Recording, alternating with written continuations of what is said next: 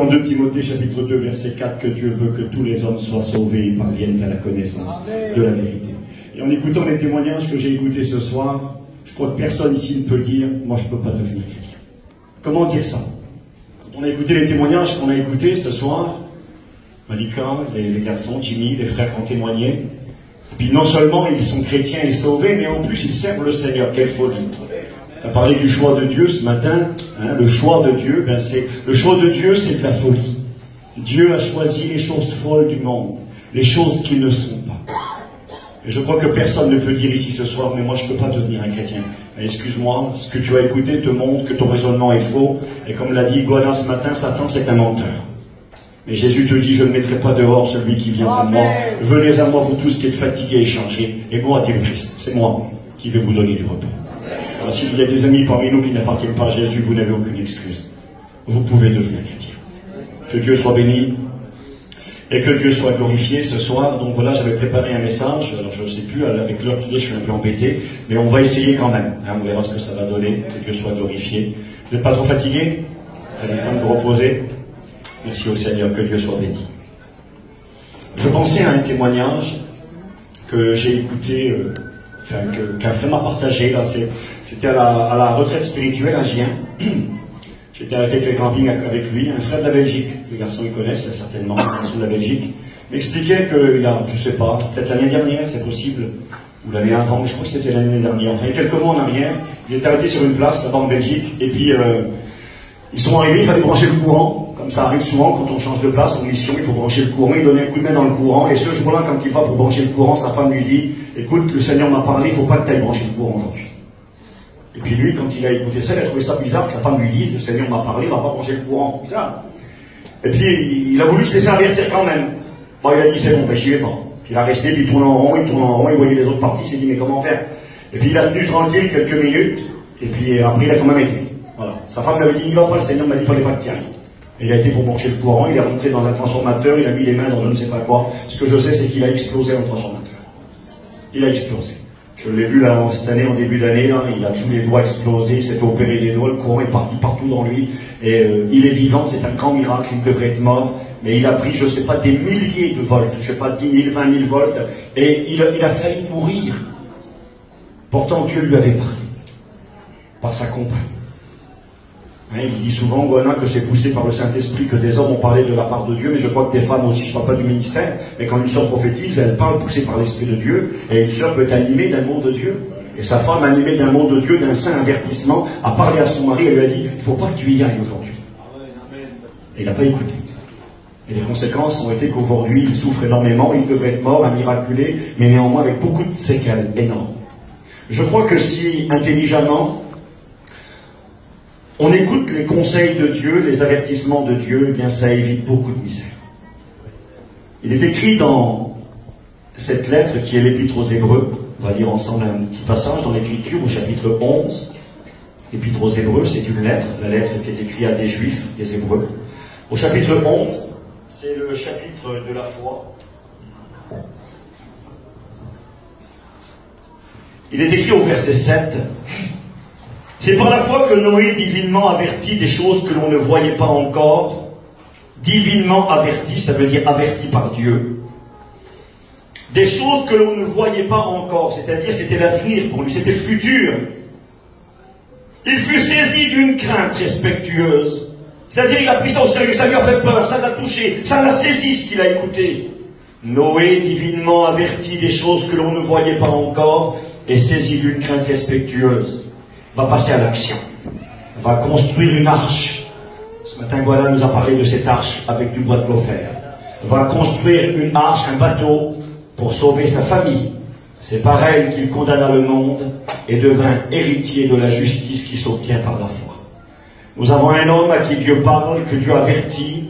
Des catastrophes vont venir, un déluge, de l'eau va tomber du ciel pendant des jours et des jours. Les plus hautes montagnes seront recouvertes et Dieu dit, je vais détruire tout ce qui a souffle de vie sur la terre. C'était quelque chose de fou, quelque chose d'invraisemblable. Un temps semblable au nôtre, dira le Christ. Un temps où l'on mangeait, où l'on construisait des maisons, on bâtissait, on achetait, on vendait du commerce. Un temps où on mariait les enfants, on faisait des beaux mariages, On plantait des arbres, on croyait qu'on avait le temps, on voyait l'avenir très loin. Quand on bâtit une maison, c'est parce qu'on pense en profiter. On pense qu'on a des années devant nous. Si le docteur vous dit vous avez 2 mois à vivre, vous ne bâtissez pas une maison. Si on vous dit il vous reste 2 mois à vivre, vous n'allez pas planter un arbre. Quand on plante un arbre, c'est parce qu'on se dit plus tard, je vais me mettre à son ombre, je vais profiter de son fruit dans 5 ans, dans 3 ans, dans 10 ans. On croit qu'on a le temps. Et en ce temps-là, les gens pensaient avoir le temps. La vie d'aujourd'hui, on a des projets, on veut acheter, on veut construire, on veut bâtir. On fait les mariages, les plus beaux mariages, les plus grands mariages. On va en mettre plein la vue à tout le monde. On veut réussir la course au veau d'or, à la réussite matérielle. Le temps de Noé, le nom de Jésus l'a dit. Il en sera de même qu'au temps de Noé, les gens achetaient, se mariaient, mariaient les enfants, vendaient, baptisaient, construisaient. Il en sera de même à l'avènement du Fils de l'homme. Jésus l'a dit. Une époque d'insouciance. Une époque où on pensait que j'ai le temps, j'ai un avenir, j'ai des projets. Et voici que Dieu va parler. Un coup de tonnerre dans un ciel clair. Il va parler à Noé. Noé, ça ne va pas durer longtemps. Il y a des catastrophes qui vont s'abattre sur le monde. Je t'avertis, il y a un moyen pour toi d'échapper. Tu vas construire un bateau, comme l'a rappelé ce matin notre frère Guana. Tu vas utiliser tel et tel matériau, tu vas faire de telle et telle taille, 150 mètres, 25 de large, 15 mètres de haut. Il y aura une seule porte. Tu mettras de la poix à l'extérieur, à l'intérieur, une sorte de goudron, si vous voulez. Dieu lui donne toutes les consignes. Et c'est beau, il est écrit, Noé fit tout comme le Seigneur le lui avait dit. Amen. Et il monta à l'intérieur du bateau. On s'est moqué de lui, on l'a méprisé. On l'a appelé le prédicateur de la justice. On pourrait dire qu'il n'a pas eu beaucoup de résultats dans sa prédication. Mais ce qui est important pour Noé, c'est que sa femme et ses 3 garçons sont montés avec lui. Et je crois que ce qui est pour nous le plus important, c'est qu'on essaye et qu'on arrive dans la grâce de Dieu à amener notre petite barque, notre petite famille avec nous. Divinement averti, c'est le rôle du serviteur de Dieu. Le Seigneur dira à Ézéchiel, je t'ai établi comme sentinelle sur mon peuple. Va et avertis mon peuple, sonne de la trompette. Avertis. Une sentinelle, elle est là, elle regarde s'il y a un danger qui arrive, s'il y a une armée étrangère, un ennemi qui menace, et puis la sentinelle se lève et elle avertit. Et je crois que parmi toutes les fonctions du ministère, il y a cette fonction d'avertir. Ce soir, cette réunion ne sera peut-être pas comme les autres réunions qu'on a eues. Et puis je vais, moi, essayer d'obéir à ce que Dieu me dit de faire. Amen. Je sais, je suis conscient que dans nos séminaires, nous recherchons parce qu'on en a besoin. Nous avons besoin d'être visités par le Seigneur. Besoin que le Seigneur nous bénisse, nous touche, nous remplisse. On a des sentiments, on n'est pas des pierres, on est des humains. On a des sentiments et on aime quand nos sentiments sont touchés. On aime quand on pleure, quand on est ému, quand on est rempli. Et moi aussi j'aime ça. Mais je crois que la plus grande bénédiction que l'on peut recevoir dans une réunion, quelle qu'elle soit, et un séminaire y compris, c'est ces réunions où on prend des décisions. Parce que, écoutez, il y a trop de personnes qui sont des sentimentaux, qui pleurent dans les réunions, qui frissonnent et qui crient parfois, qui parlent même en langue, mais ils ne changent pas. Et je crois que dans nos réunions, ce soir, comme ce matin, comme cet après-midi, comme demain matin, ce qui va faire la différence, que Dieu nous bénisse dans son esprit.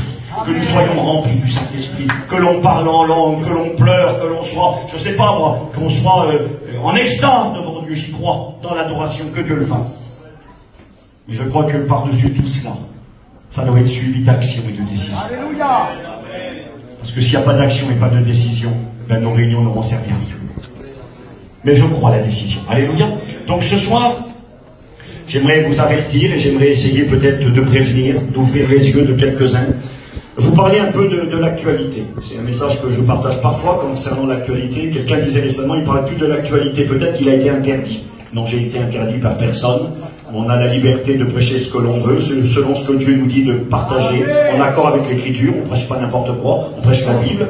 Non, mais maintenant on obéit à Dieu. On obéit en fonction de ce que le Seigneur nous dit. Puis là, le Seigneur m'a parlé dans mon cœur, donc je vais vous parler de l'actualité aujourd'hui. Parce que les questions se posent, et je crois qu'il faut qu'elles se posent. Il faut à un moment donné arrêter un petit peu et réfléchir un peu plus loin que le bout de son nez. Je connais à peu près la vie de chacun, on est le même peuple. Nous, on est des gens, on vit, tout tourne autour de nous. On dit en français égocentrique. Un égoïste, il pense qu'à lui. Mais un égocentrique, tout tourne autour de lui. Nous, tout tourne autour de nous. Je me lève le matin, je vais chiner, je gagne 10 francs pour ma petite barque, là, ma petite famille. J'amène mon casse-croûte, mon bout de pain, une bonne grillade, un bon repas. Je fais mes petites affaires, mon commerce, j'achète une auto, un camping, une maison. Il n'y a que ça qui compte ma petite vie. Après, ce qui se passe là-bas au bout du monde, ça ne m'intéresse pas. À la limite, on regarde pas la télévision, on regarde pas les informations, ou même on éteint quand on écoute ça. On se dit, il y a des mauvaises nouvelles. Alors on essaie de faire notre petite vie, et tant qu'on n'est pas touché directement, Tant qu'il y a maladie, ne vient pas chez nous, tant que le deuil n'est pas là, tant que ce qui se passe dans le monde nous répercute pas de plein fouet, eh bien, ça ne nous intéresse pas.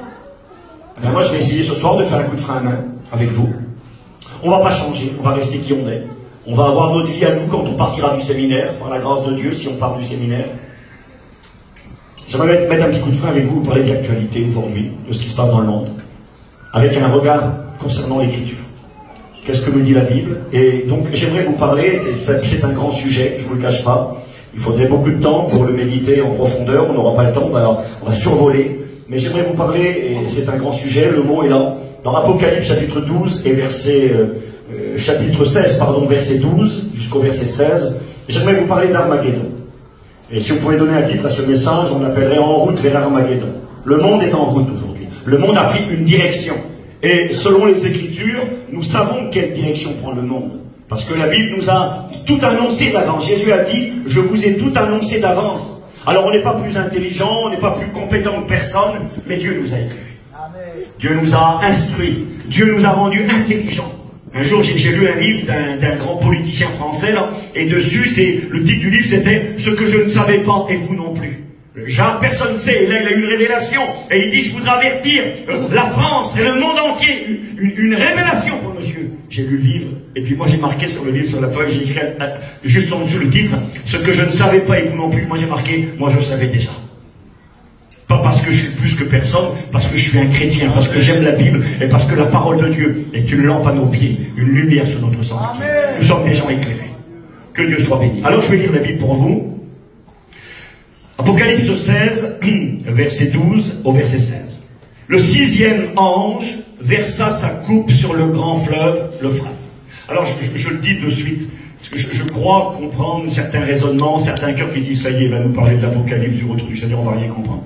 Je vais faire en sorte d'être le plus simple possible pour que la majorité comprenne. Et même si vous ne retenez pas tout, vous allez comprendre quelle direction prend le monde. Vous allez comprendre que ce qui se passe en Israël actuellement, ce n'est pas le fruit du hasard. Vous allez comprendre que ce qui se passe en Ukraine avec la Russie et dans le monde en général, c'est pas rien du tout. Il y a des choses qui se mettent en place, il y a des pays qui vont parler d'eux, il y a des choses qui se produisent aujourd'hui.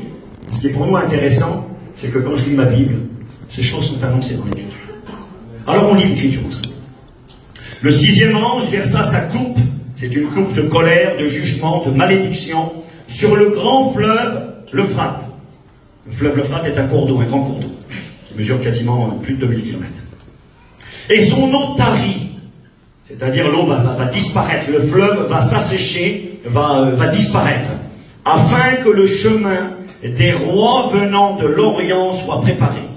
Et je vis sortir de la bouche du dragon, le diable, et de la bouche de la bête, l'antéchrist, et de la bouche du faux prophète, la trinité satanique, le diable, l'antéchrist, le faux prophète, 3 esprits impurs semblables à des grenouilles. Car ce sont des esprits de démons qui font des prodiges et qui vont vers les rois de toute la terre.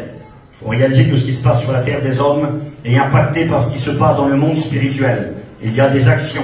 Et il est écrit que dans les lieux célestes, il y a des dominations, des principautés, des esprits méchants qui sont à l'œuvre. Ils essayent d'attaquer l'Église, mais nous avons moyen d'être protégés. Nous avens moyen de leur tenir tête et de lutter, et de combattre contre les esprits méchants. Mais le monde qui nous entoure ne connaissent pas le Christ. Ils n'ont pas le casque du salut, ils n'ont pas le bouclier de la foi, ils n'ont pas l'épée de l'esprit qui est la parole de Dieu, ils n'ont pas la cuirasse de la justice, ils n'ont pas les chaussures du zèle. Vous lirez chez vous Éphésiens 6, verset 10. Et puis vous verrez toute cette panoplie que le chrétien possède. Revêtez-vous des armes de Dieu. Les gens du monde ne les ont pas. Et là, sous l'impact et l'influence des esprits méchants, eh bien, le monde est en train de mettre en place des choses. Il est écrit ceci, ce sont des esprits de démons qui font des prodiges et qui vont vers les rois de toute la terre, afin de les rassembler pour le combat du grand jour du Dieu Tout-Puissant. Voici, je viens comme un voleur, le Christ vient. Heureux celui qui veille et qui garde ses vêtements, afin qu'il ne marche pas nu et qu'on ne voit pas sa honte. Et ils les rassemblèrent dans le lieu appelé en hébreu Armageddon. On va parler de cela ce soir. Amen. Je voudrais qu'on fasse une prière ensemble au Seigneur. Et je demandais à Boudou s'il le veut d'allumer l'appareil. Il s'est éteint. Je t'ai fait voir tout à l'heure, il me retourne là-bas. On prie le Seigneur un instant ensemble. Les copains, Michael, les frères Guana vont prier pour moi. Que Dieu nous bénisse. Et que Dieu parle par ma bouche ce soir pour avertir. C'est pas un spectacle qu'on fait, vous l'avez compris. Nous prêchons l'évangile pour avertir, pour réveiller et pour encourager à tenir ferme et fidèle. On prie le Seigneur avec nos frères. Je bénis ton nom, Seigneur. Merci. Ta parole doit être annoncée. Oui, mon maître Que bien-aimé. le Saint-Esprit, Seigneur, nous éclaire et nous fasse comprendre que bientôt tu viens nous chercher. Oui, il ne reste plus longtemps. Et ça, nous voulons le comprendre, nous voulons le savoir. Selon ta parole nous montre, Seigneur, que bientôt tu viens nous prendre. Bénis ton serviteur et ton tes bonnes mains sur lui. Remplis-le du Saint-Esprit. Que ces mots soient accompagnés du sel de la parole pour toucher les cœurs de chacun. Et ton tes bonnes mains au nom de Jésus. Amen. Merci de révéler ton tes mains sur nous, Seigneur. Merci Jésus. Merci à Dieu. Vas-y, voilà, prie, Seigneur, s'il te plaît. Seigneur, ta parole est la vérité. Ta parole est oui et amen. Et je demande ce soir, Seigneur, peut-être pour certains, c'est vrai, des fois on ne comprend pas tout, mais le Saint-Esprit nous avertit. Je demande ce soir, par l'autorité de l'Esprit de Dieu, éclaire-nous, Seigneur, qu'on doit faire attention à ce qu'il est dit. Quelle importance! Alors j'aimerais ce soir, oui, conduit par le Saint-Esprit, bénis l'Assemblée, ouvre-nous d'intelligence, parce que nous avons cru et nous croyons ta parole. Ce soir, enseigne ta parole de nos cœurs, Seigneur.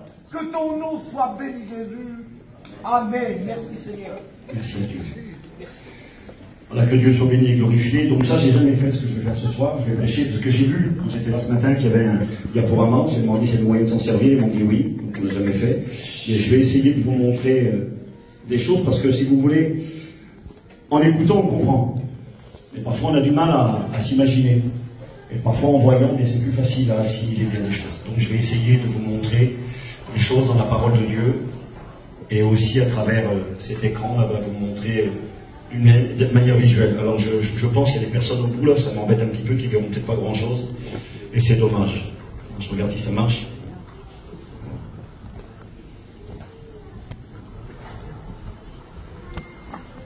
Normalement ça marche comme ça, quand c'est décidé. Il faut que ça soit décidé aussi.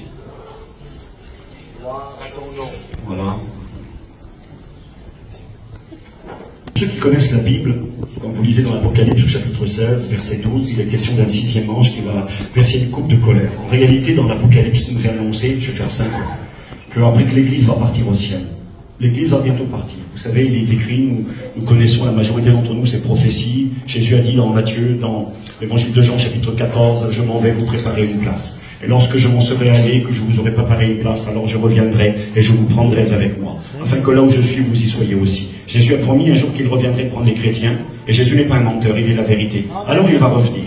Et puis on connaît bien le verset, 1 Thessaloniciens, chapitre 4, verset 15 à 17, « Car un signal donné à la voix d'un archange et au son de la trompette de Dieu, les morts en Christ vont ressusciter premièrement, et nous les vivants qui serons restés pour le retour du Seigneur, nous ne les devancerons pas, mais avec eux en même temps, nous partirons ensemble à la rencontre de Jésus dans les airs, et Jésus a dit, consolez-vous les uns les autres par ses paroles. » Alors nous attendons.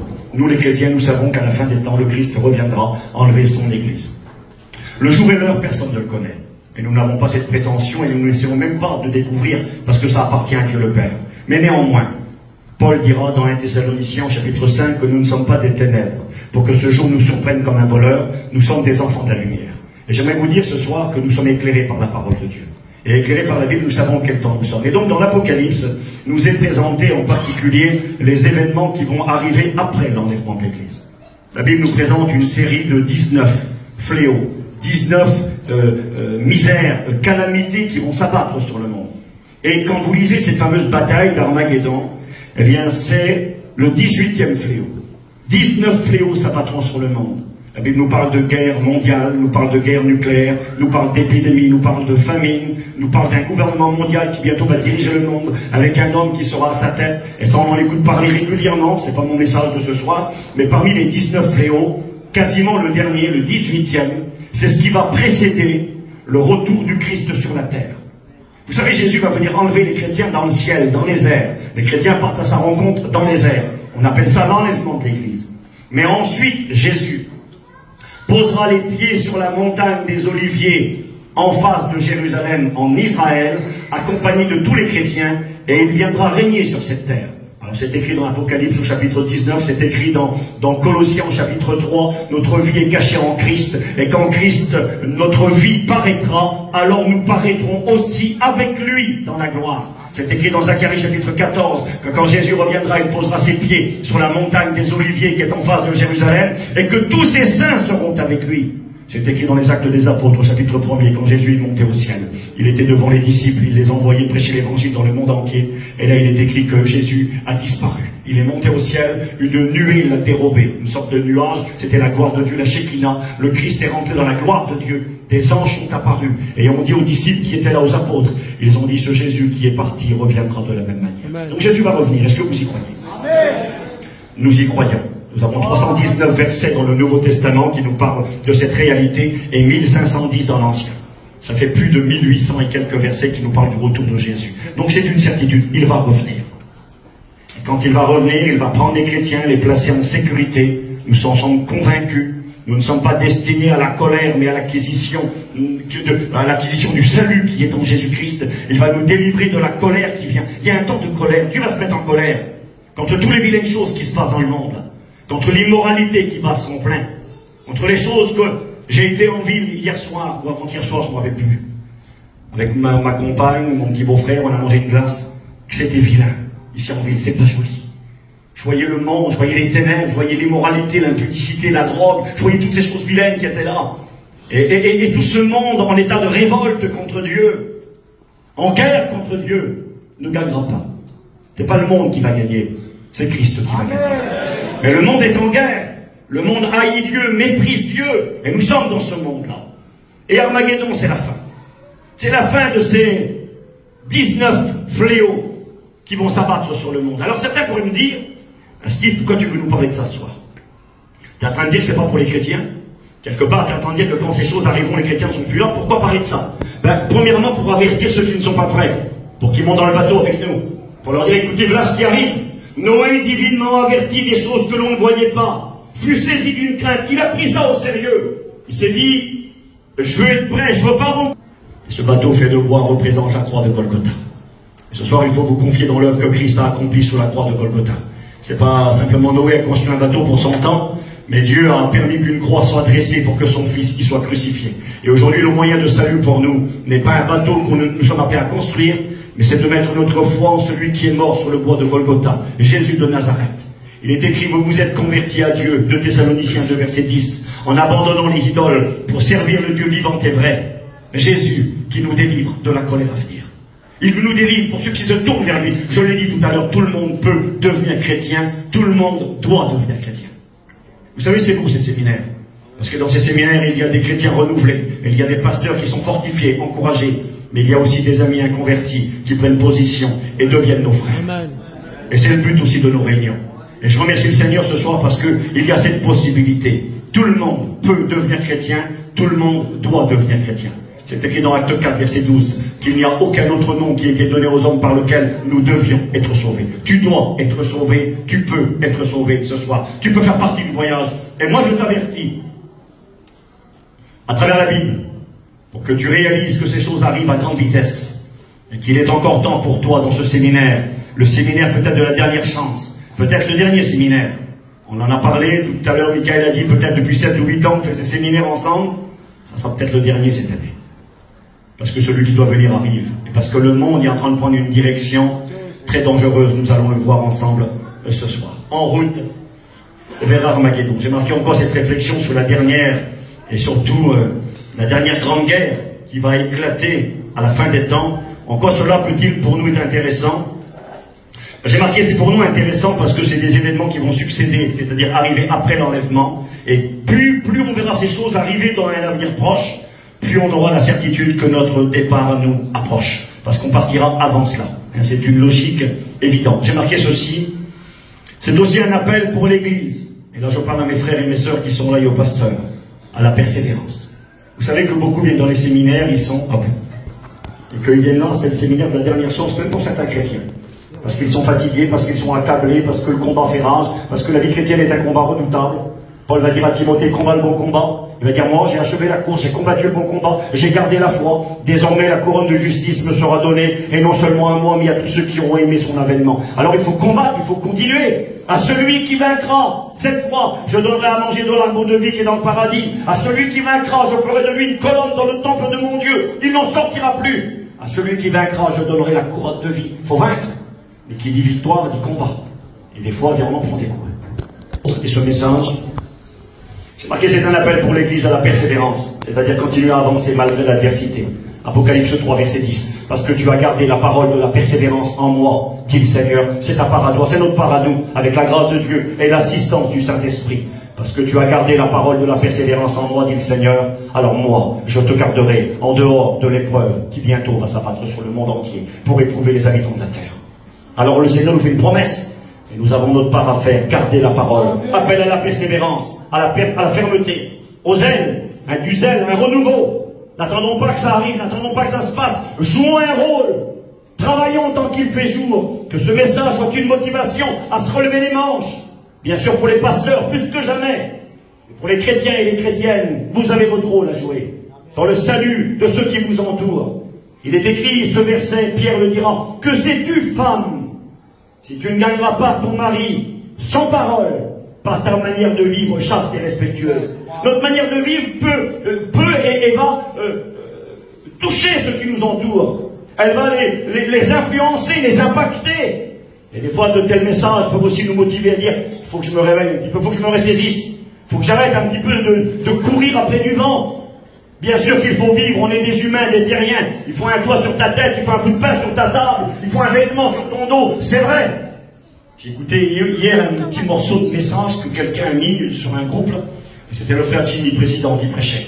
Et il parlait justement de ces fardeaux que l'on met sur nos épaules aujourd'hui. Il disait, Jésus a dit qu'il nourrissait les oiseaux du ciel, qu'il était capable de pourvoir à leurs besoins. Il disait, il nous a comparé à des oiseaux, pas à des dinosaures. Le dinosaure, il fait 10 tonnes, il en veut plein. Il veut une maison, il veut 10 maisons, il veut 20 000 euros, il veut 100 000 euros, il veut 500 000 euros, il veut une auto, il veut 10 autos, c'est un dinosaure, il veut tout lui. Le petit moineau, lui, il a un petit peu de graine, il en a assez. Il a un petit nid, il en a assez. Si tu as un grand nid, tant mieux pour toi. Mais n'oublie pas qu'il soit gros ou petit, il restera sur la terre. Et beaucoup sont en train de se faire avoir, on est en train de courir après le veau d'or. On veut la réussite, la prospérité. On croit qu'on va rester toujours, on ne restera pas toujours. Tout va s'écrouler. On appelle ça la ruine soudaine. C'est écrit, ils ne se doutèrent de rien. Jusqu'à ce que la ruine vienne et les emporte tous. Il va y avoir bientôt une ruine soudaine qui va surprendre le monde. Écoutez ce que je vous dis. Et qui va surprendre malheureusement certains chrétiens. Et puis Jean-Pierre, je l'ose. Et qui surprendra certains pasteurs aussi. C'est vrai? C'est vrai. Oui, c'est vrai. Que Dieu nous y aide. Un appel à la persévérance, à la fermeté, au zèle, à la consécration, au courage. Un appel à se réveiller, à rester réveillé. C'est un enseignement, j'ai marqué, qui est un message d'amour, un appel à la repentance pour celui qui n'est pas prêt, parce que Dieu ne veut pas la mort du pécheur, mais qu'il se repente. Amen. Que Dieu soit béni et glorifié. Donc la Bible nous annonce qu'il y aura un conflit très important à la fin des temps. Et quel est ce conflit d'Armageddon et qu'est-ce que ça veut dire? Alors déjà, j'aimerais vous dire qu'après l'enlèvement de l'Église, il y aura une grande guerre qui n'est pas la guerre d'Armageddon. Armageddon, c'est la guerre, la bataille finale. On va le voir ce soir. La Bible déclare clairement dans l'Apocalypse, au chapitre 6, il est écrit que quand l'Église va être enlevée, l'agneau qui est le Christ va briser le premier sceau et un jugement va s'abattre sur le monde. Un gouvernement mondial sera mis en place. C'est le premier cavalier. Je ne rentre pas là-dedans, ça va être trop compliqué. Un deuxième événement succédera, juste après celui-ci, une guerre mondiale. Et je vis un personnage monté sur un cavalier, sur un cheval rouge, un cavalier qui avait une grande épée, et qui tenait une grande épée, et il est écrit qu'il avait le pouvoir d'enlever la paix de la terre pour que les hommes s'égorgent les uns les autres. Les hommes de la terre entière vont s'égorger les uns les autres. Une guerre mondiale. Elle sera suivie, selon la parole de Dieu, d'une crise économique. L'argent ne vaudra plus rien. Une grande crise économique mondiale qui frappera les hommes, il n'y aura plus d'argent. C'est écrit qu'il voit un cavalier avec une balance et qui crie une journée de travail pour un kilo de blé. Il faudra travailler des journées complètes, écoutez-moi, pour rien avoir. Regardez-moi, il n'y a rien du tout à faire. La Bible annonce ces choses et une épidémie mondiale qui gagnera le monde entier. Il est écrit qu'un quart des hommes, Apocalypse 6, verset 8, disparaîtra. À cause de ces 4 premiers fléaux. Il y en a 19. Et les 4 premiers, un quart des hommes qui disparaissent, ça fait 2 milliards de morts. Écoutez bien. 2 milliards. Vous vous rendez pas compte ce que ça veut dire. Moi non plus, je m'en rends pas compte. Ce que je sais, c'est que la Deuxième Guerre mondiale, qui a été la pire des guerres, elle a fait environ 70 millions de morts. 70 millions. La Première Guerre mondiale, elle a fait 17 millions. Peut-être 20 maximum. 17 ou 20 millions. Là, on nous parle d'une guerre qui va faire 2 milliards de morts. C'est important, ça sera la première guerre. Il y aura ensuite une deuxième guerre. Apocalypse 9, verset 13. Cette guerre est comment dire, est décrite dans la Bible comme étant une guerre nucléaire. Et là, encore une fois, il est écrit, et je vis un tiers des hommes qui disparurent, tués par le feu, par la fumée et par le soufre. Et là, on a deux guerres. On a Apocalypse 6 qui nous parle d'une guerre mondiale, qui sera accompagnée d'épidémies, accompagnée de famines. Et nous avons un quart des hommes qui meurent. Soyez avec moi quelques secondes. Et puis là, on va un peu plus loin, Apocalypse 9, on n'est pas encore Apocalypse 16, au 18e fléau. Il est question d'une trompette qui retentit, qui sonne, et qui va faire qu'un tiers des hommes vont mourir avec une guerre nucléaire. C'est ce que dit l'Écriture. Et à la fin de ce temps de désolation, 18e fléau, la guerre d'Armageddon. J'aimerais vous dire que bon courage pour ceux qui vont rester. Il ne restera pas grand-chose des êtres humains sur la terre. C'est écrit, Ésaïe chapitre 13, je punirai le monde pour sa malice. Je rendrai les hommes plus rares que l'or d'Ophir. L'or d'Ophir, c'était l'or le plus fin, le plus précieux. Plus rare que l'or d'Ophir.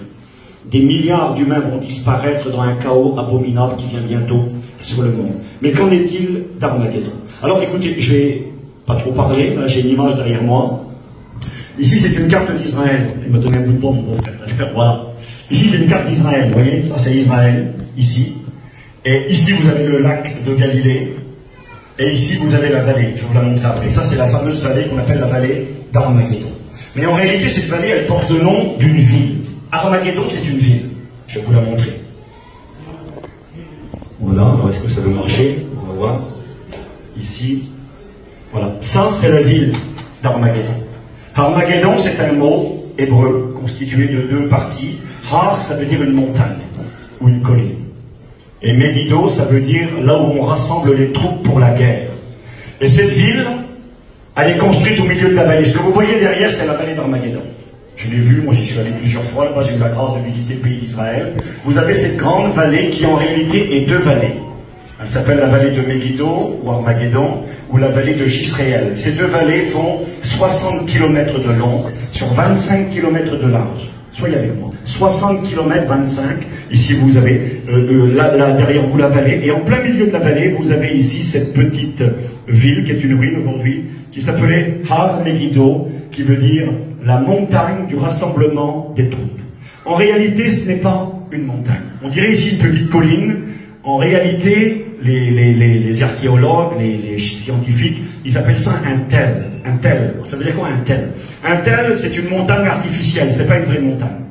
Ce que vous voyez là, cette colline, elle s'est formée à cause des guerres. Il y a eu une première ville qui a été construite, il y a eu une guerre. Et là, il y a eu des ruines. On a reconstruit par-dessus. Une deuxième guerre, une troisième guerre, une 10e guerre, une 15e guerre. Il y a eu 20 guerres. Et la ville a été détruite 20 fois, reconstruite, détruite, reconstruite, et elle est devenue cette montagne artificielle. Il y a eu dans cette région qu'on appelle la vallée d'Armageddon plus de 200 guerres, 200 batailles, depuis 3500 ans. Ça remonte à Ramsès. On a vu le film de Moïse, hein, Moïse, Ramsès. Ramsès, il a combattu ici. Et là, dans la Bible, on a plusieurs faits bibliques qui se sont déroulés dans la vallée d'Armageddon. J'ai noté ici, Pharaon en écho, il tuera le bon roi Josias, c'est marqué dans la Bible. Le fameux Gédéon, on en écoutait parler ce matin, qui avec ses 300 hommes, a pris les jarres, hein, et à l'intérieur, il avait mis des flambeaux et des trompettes. Quelle manière de combattre, quelle folie! Quand ils ont joué de la trompette et cassé les cruches, allumé les lumières, les 300 vaillants soldats de Gédéon, il est écrit que les armées se sont tirées l'épée l'un contre l'autre, et ils sont morts ici, dans la vallée de Megiddo.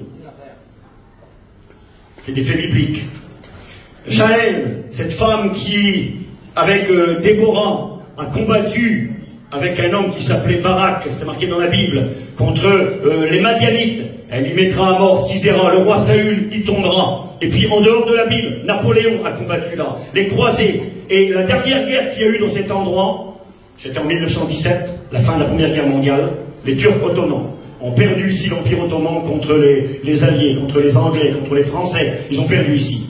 C'est un endroit, ça, où les gens se sont fait la guerre, écoutez-moi, tout le temps. Vous savez pourquoi? Parce qu'en Israël, c'est l'un des seuls endroits où tu peux te déplacer, où la route est plate. On appelait ça chez les Romains la Via Maris, la voie de la mer. Il y a des montagnes partout en Israël, tu ne peux pas te déplacer. Pour faire 10 km, il faut des heures. Mais ici, c'est le seul endroit où sur 60 km, ça fait une grande étendue, 25 km de large, tu peux te déplacer. Tu pars du Mont Carmel là-bas, de Haïfa, et tu descends et tu prends direction Jérusalem. C'est à 90 km de Jérusalem. Je ne sais pas si ça vous intéresse. Ici, vous avez la ville de Megiddo, Armageddon, avec la vallée derrière, et l'autre côté là-bas derrière, vous avez Nazareth. Et Jésus a passé toute sa vie à Nazareth. Nazareth, on a voulu un jour tuer Jésus, vous savez, c'est écrit, hein, ils ont voulu le précipiter du sommet de la montagne où la ville était construite. J'y suis allé quelques